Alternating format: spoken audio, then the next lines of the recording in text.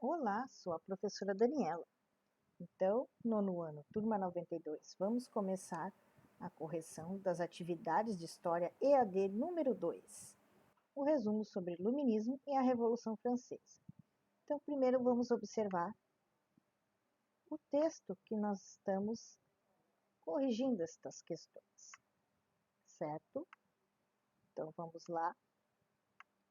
Vocês verão que primeiro tem um texto resumido sobre o Iluminismo, certo? As características do Iluminismo. E depois deste movimento, se deram várias revoluções, várias mudanças políticas, sociais, econômicas, e uma delas foi a Revolução Francesa. Nós temos aqui a realidade que era antes da Revolução Francesa, chamada de Antigo Regime, e peço que o que estiver em vermelho vocês corrijam aqui. No texto de vocês não está em vermelho, está em preto. Então, vocês substituam a parte que está errada por esta. O governo do Antigo Regime mantinha privilégios para o clero, que era a igreja, primeiro estado, e a nobreza, segundo estado. Tá? No texto de vocês está ao contrário, então peço que então corrijam. Clero, primeiro estado, nobreza, segundo estado, e o povo, operários, camponeses e os comerciantes, que eram os burgueses, terceiro estado. Eram os três estados que formavam a sociedade francesa na época. Primeiro estado mais poderoso e o terceiro estado, que era a maioria da população, né, que era o que era mais explorado, certo? Depois dessa realidade, nós vemos aqui, diante disso, as ideias da Revolução Francesa, muitas delas inspiradas no Iluminismo, e depois as fases da Revolução Francesa. A revolta aristocrática, depois nós vemos a continuação, então, das fases na segunda coluna. Só para acompanhar aqui. Assembleia Nacional Constituinte, Monarquia Constitucional, República e Governo do Diretório. Certo? Agora, nas questões, corrigindo, nós vamos então passear um pouco por cada fase. Vamos corrigir então? Sobre o que é iluminismo, nós temos aqui algumas frases que vocês teriam então que colocá-las aqui, somente as que eram características do iluminismo, certo? Lembrando aqui que as frases que não são características do iluminismo são as seguintes aqui. Absolutismo, rei manda em tudo, tem privilégios e tem poder sagrado, não é. Por quê? Porque no caso aqui, eles até aceitavam o absolutismo, mas o poder, ele não era sagrado, era um poder que ele tinha que conquistar através da busca do conhecimento. Mercantilismo. No caso aqui, era o sistema que existia na época, né, que controlava a economia, controlava os negócios, e o contrário, eles queriam a liberdade. Então, mercantilismo aqui, como ele era muito controlador, eles eram contra, não fazia parte. Crença nas leis da igreja, também não. Não fazia parte. E as outras todas faziam parte, sim. Investigar, questionar e fazer experiências para descobrir o que não sabemos, essa é uma das mais importantes. Com elas que eles incentivavam a educação, a ciência. Antropocentrismo, o ser humano no centro do universo, maior importância. Então vejam aqui, uma característica que vem desde o Renascimento, né? E continuou no Iluminismo. Valorizar a razão, mais uma vez aqui, né? A questão da investigação, buscar a razão antes dos sentimentos. Somos nós todos iguais perante a lei, a igualdade, tanto que virou lema da Revolução Francesa. Liberdade política e econômica. Então, aquilo que eu falei antes, eles não queriam alguém para controlar tudo, é o contrário. Eles queriam liberdade para fazer negócios, liberdade para falar, liberdade para pensar, crença nas leis da natureza. Então, eles acreditavam na natureza e teriam que estudá-la para entender. Déspota esclarecido. Rei é absolutista, mas não acredita em poder sagrado. Tem ideias sobre buscar conhecimento, valorizar a razão. Então, é um rei que ele se preparava para a tarefa de ser rei. Então, é isso. Sobre a Revolução Francesa, então, nós vamos ver aqui. Questão A e B a gente já viu naquela correção de texto. Então, aqui.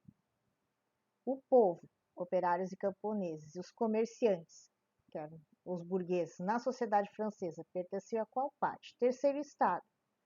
Né? Então, operários e camponeses e os burgueses, eles não tinham os privilégios da nobreza e da igreja. Né? No caso aqui, letra B, igreja pertencia ao primeiro estado. Então, aqui estava no topo do poder. Letra C, a fase da Revolução Francesa, que devido à revolta da nobreza e do clero, que queriam que o terceiro estado pagasse os tributos da nobreza. Tem o nome de... Então, vamos ver aqui a fase. Bem no início do texto. Aliás, eu estou vendo da forma errada. Vou mostrar a vocês aqui da forma certa. Então, aqui. Nesta parte do texto, primeira fase, revolta aristocrática. É exatamente essa fase onde o terceiro estado não queria mais ser explorado, não queria mais ter que pagar tributos, que é a mesma coisa que impostos, né? Então, no caso aqui, eles passam a pedir para o rei para não precisar pagar.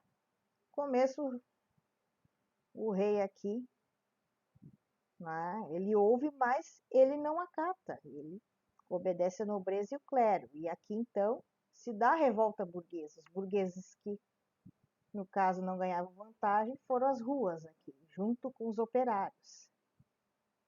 Certo? E aqui, antes que eu já adiante dê spoiler, vamos para outra questão aqui. Fato principal da Revolução Francesa, de 14 de 7 de 1789, momento em que o povo se revoltou contra o rei e a nobreza.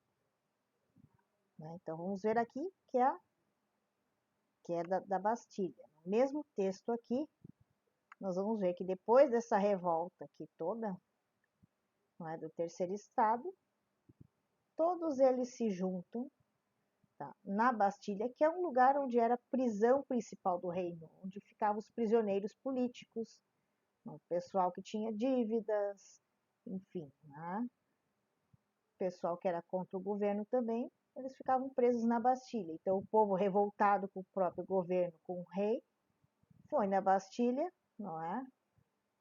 Fez uma bagunça total, soltaram os presos políticos e, no caso, prenderam, né, e até mataram os próprios nobres, a própria guarda que estava ali no local. Então, por isso que foi uma revolução. E essa ocasião foi chamada de queda da Bastilha, né? Bastilha é pelo nome do local, ok? Essa é a resposta. Vamos então aqui a próxima. Fase da Revolução Francesa, em 1791, que o rei tentou fugir, mas foi reconhecido e preso. E depois, não é? Ele foi então decapitado. Foi a monarquia constitucional. Porque enquanto o rei ficou fugido, né, teve um governo provisório e tal, e essa fase ficou marcada como monarquia constitucional.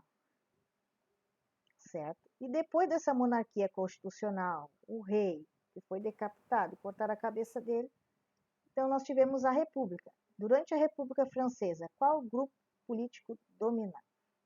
Vamos dar uma olhada aqui no texto de vocês. Opa, de novo eu vou olhar da forma errada, mas vamos olhar da forma certa, ok? Então aqui, nós temos aqui os girondinos, que era a alta burguesia, e uma parte aqui, um pouco da nobreza que restou também, mas a maioria era a alta burguesia, sim, banqueiros, não é? Grandes comerciantes. Aí nós temos os jacobinos, que é a pequena e média burguesia, e os operários e camponeses, certo? essa camada da população aqui, os jacobinos, essa parte da política, é a que vai comandar esta fase da República, certo? Então, é a nossa resposta da questão aqui, da questão da letra F, jacobinos.